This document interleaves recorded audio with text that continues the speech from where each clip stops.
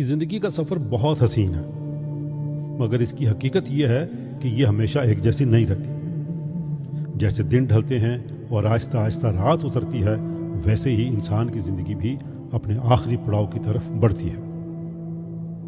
60 سال کے بعد زندگی کا نقشہ بدلنے لگتا ہے۔ اس وقت ہمیں کچھ سچائیاں قبول کرنی پڑتی ہیں، اور یہی سچائیاں ہمیں سکون دیتی ہیں۔ پہلی حقیقت یہ ہے کہ ہمارے ارد گرد لوگ کم ہوتے جاتے ہیں۔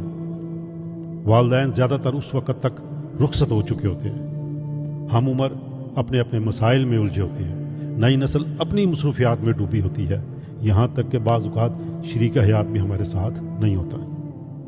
تب انسان کو تنہائی کا سامنا کرنا سیکھنا پڑتا ہے۔ دوسری حقیقت یہ ہے کہ دنیا کی نظر ہم سے ہٹ جاتی ہے۔ چاہے ہم نے کتنا ہی بڑا مقام کیوں نہ بنایا ہو، کتنا ہی پیسہ کمایا ہو، بڑھاپا سب کو ایک عام انسان میں بدل دیتا ہے۔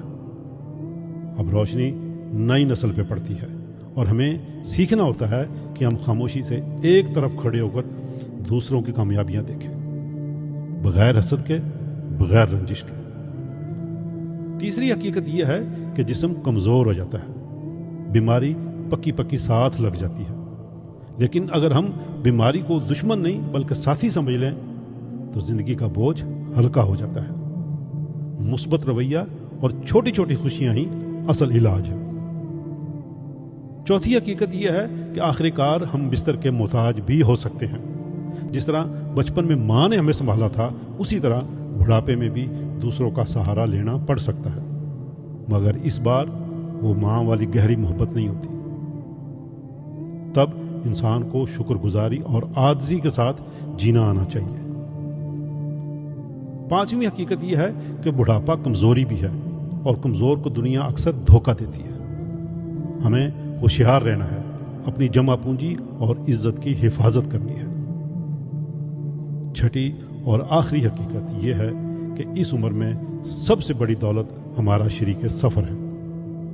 اولاد اپنی دنیا میں کھو جاتی ہے، لیکن آخر میں وہی ساتھی ہے جو ہمارے دکھ اور سکھ میں ہمارے ساتھ ہوتا ہے۔ اسی لیے ایک دوسرے سے نرمی اور محبت سے پیش آنا ہی اصل کامیابی اور عقل مندی ہے۔ دوستو، زندگی کا آخری حصہ دراصل روحانی تیاری کا وقت ہے۔